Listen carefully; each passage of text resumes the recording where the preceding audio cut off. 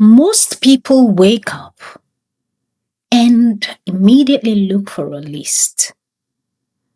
They look at their phone, their planner, or their inbox, and they ask the same question every single morning. What do I have to do today? If that is your question, you have already surrendered your crown. A to-do list is a document for a servant. It's a collection of other people's priorities. It is a reaction to the noise. It's a list of boxes to check so that at the end of the day, you can tell yourself you were busy. But in the kingdom, busy is not a badge of honor. Busy is often just a cover for a lack of strategy. A kingdom architect doesn't operate from a list. They operate from a decree. They don't ask, what do I have to do? They ask, what territory must I take today? Today, I'm going to show you why your to-do list is actually the primary tool used to keep you in the subject mindset. And I'm going to show you how to burn that list and replace it with a strategic protocol. Let's look at the power of the word in Job 22 and 28. The scripture says, "You will also declare a thing, and it will be established for you. So light will shine on your ways." Notice it doesn't say you will write down 100 tiny things and hope you get to 3 of them. It says you will decree, you will declare a thing.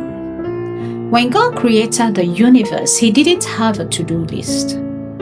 He didn't wake up and say, okay, I need to make light, then I need to separate the waters, then I need to check my emails. No. He made a decree. Let there be light. He spoke the one big win into the existence. He set the priority, and the chaos had to align with His word. Think about King David. When he went to the front lines against Goliath, he didn't have a list of 10 ways to improve military morale. He had one decree. This day, the Lord will deliver you into my hand. He narrowed his focus to one giant, and it changed the history of a nation. If you want to see light shine on your ways, you have to stop managing your to-do lists and start declaring your must-wins. Now let's apply some high-performance logic to this. There is a principle called the Pareto principle on the 80-20 rule. It states that 80% of your results come from 20% of your activities.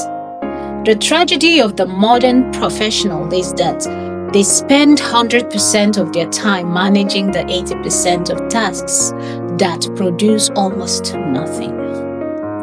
Cal Newport, in his book Deep Work, calls this shallow work. Checking emails, attending pointless meetings, moving digital paper from one folder to another. It feels like work. It makes you sweat, but it doesn't move the needle. It makes you a subject to the system. A king identified the high-value 20%. They identify the deep work, the tasks that require your full cognitive capacity and your unique spiritual gifting. David Baker, the expert on expertise, tells us that if you do what everyone else can do, you are a commodity. And commodities have to-do lists. Authorities have schedules. If your day is governed by a list of 50 items, you are fractured, and a fractured mind cannot build a kingdom. It is time to transition from a list to a decree. Open your Kingdom Architect Notion template. I want you to look at the daily Triage block. We are going to stop writing to-dos. We are going to start writing kingly decrees. Here is the 3-step framework. Step 1, the kill list. Look at your current list. Identify the shallow 80%. What can be ignored, delegated, or automated by AI? If it doesn't contribute to your territory, it's a distraction. Step 2, the one big win.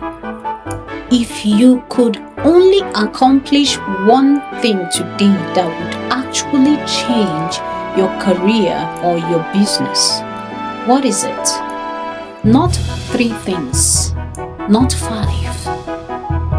1. This is your Goliath. Step 3, the decree. Turn that one thing into a declaration. Don't write. Work on the proposal. Write by 10 a.m. The strategic proposal will be complete and submitted with a level of excellence that demands a response.